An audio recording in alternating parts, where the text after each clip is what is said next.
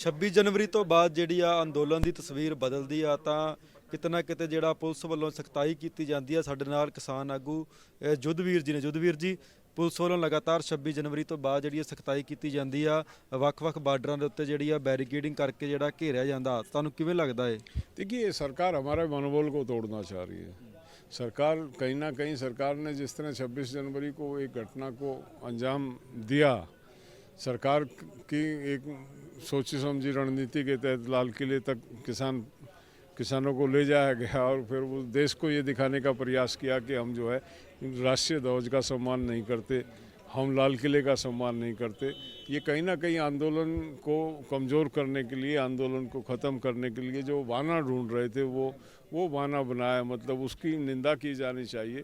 बड़े बड़े किसान को इस तरह से हम देखिए, कोई भी आंदोलन होता है उसमें जो हमारी सुरक्षा व्यवस्था जो बना के रखती हैं एजेंसियां, उनकी जिम्मेवारी होती है कि वो व्यवस्था बनाएं, कोई अव्यवस्था ना फैले, प्रॉपर मार्किंग हो, रूट हो, ये हो, सारी बातें हों।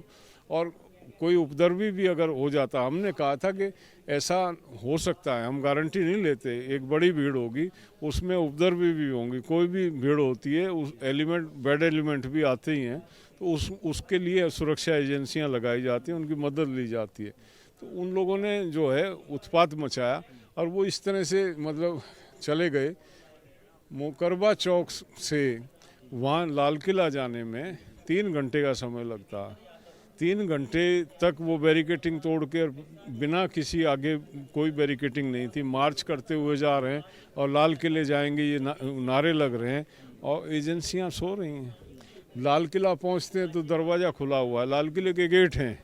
हमने बचपन में से सुनते आए कि गेट को तोड़ने के लिए हाथी टक्कर मारता था तो हाथी से नहीं टूटता था, वो कीलें लगी हुई हैं बाहर। इतना मजबूत वो लाल किला है, उसके गेट ही खुले हुए हैं। उसके आगे और भी दूसरे बैरियर लगे हुए हैं। वो पोल हैं जो निकलते हैं, गाड़ियां एंटर ना कर आएँ। फिर एक वो उसमें बाले निकलते हैं कि पंचर हो जाए, कोई गाड़ी जाए, कुछ कोई चीज़ किसी का इस्तेमाल नहीं हो रहा। सरकार जे आंदोलन को खराब करने के लिए सब सरकार के लिए सरकार प्लांट ले जाया गया वहाँ पे। और फिर वो जब देश के सामने ये दिखाने का प्रयास किया कि देखो उन्होंने लाल किले पे तिरंगे का अपमान किया, तिरंगे के अपमान से जोड़ के उस बात को दिखा। आपको लगता है कि तिरंगे का अपमान कोई हुआ? क्योंकि तिरंगा तो वैसे उसका मान बरकरार वैसे रहा, झूलता रहा, वैसे बात है। वो बेसिक एक प्रचारित किया गया ना, तिरंगा तो लगा ही हुआ है बिल्डिंग पे, तिरंगे को तो किसी ने छुआ ही नहीं। वो जो एक पोल है जिसपे 15 अगस्त को तिरंगा लगता है, उस पोल पे उन्होंने जाके वो एक झंडा फहराया। तिरंगा तो उसी शान से था और उसी शान से है उस बिल्डिंग पे, लेकिन प्रचारित किया गया ऐसा और देश में संदेश देने का प्रयास किया गया। ये वही लाल किला है जिसमें आर्मी रहती थी, जिसके ऊपर से चिड़िया भी नहीं उड़ती थी। इन्होंने आर्मी से खाली कराया और डालमिया को किराए पे दे दिया। 15 अगस्त के फंक्शन के लिए किराए पे लेते हैं। अगर इनके मन में इतना ही सम्मान लाल किले के प्रति होता तो क्या किराए पे दिया जाता? नेशन प्राइड की चीज़ बिल्डिंग है, वो ये देश उसका खर्चा उठाने में सक्षम नहीं है।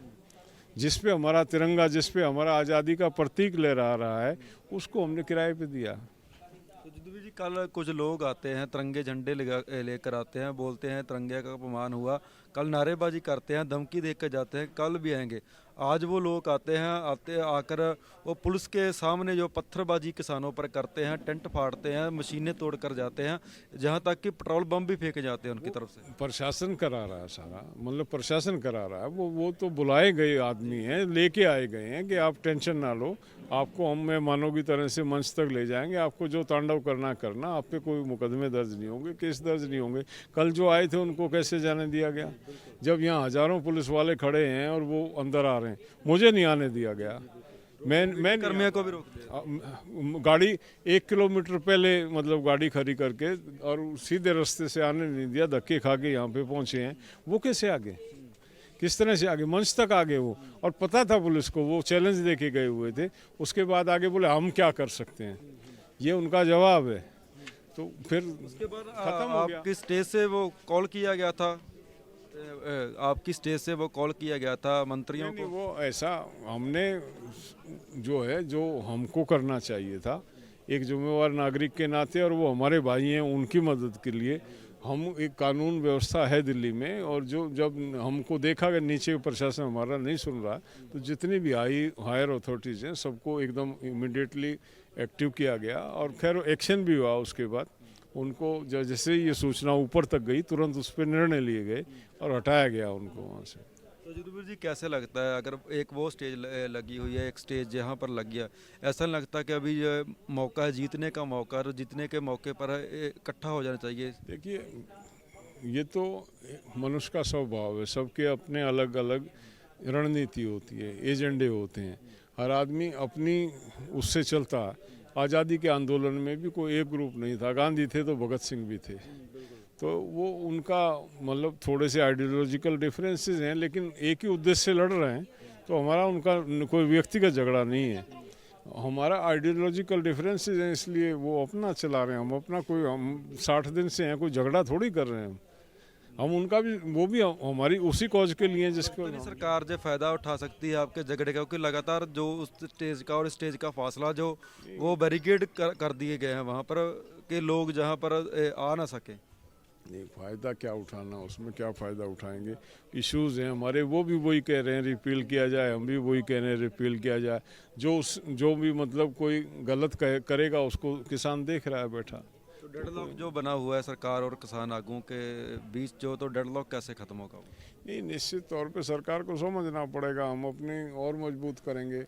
और पूरे देश में अब मौसम बदल रहा है, जो ठंड की वजह से नहीं आ रहे थे। फरवरी का महीना वसंत का है, मौसम बदल जाएगा, ठंड कम होगी, और दूसरे प्रांतों से वो जो है हमारे स्टेट्स हैं वहाँ के लोगों को यहाँ बुलाना शुरू करेंगे। तो लगता है कि राकेश टिकैत के कल भावुक होने के बाद जो आंदोलन की तस्वीर है बहुत बदल गई है, बहुत निश्चित तौर पे मजबूत हुआ है निश्चित तौर पे बहुत मजबूती मिली है। ਧੰਨਵਾਦ ਤੁਹਾਡਾ।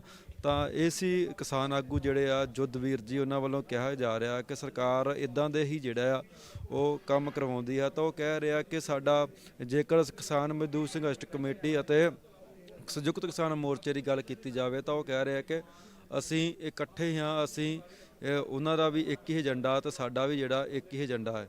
ਤਾਂ ਫਿਲਹਾਲ ਦਿਓ ਇਜਾਜ਼ਤ। ਕੈਮਰਾਮੈਨ ਬਲਜੀਤ ਦੇ ਨਾਲ Antarpreet Singh Khaira, Liberal TV Punjabi, Singhu border, Delhi.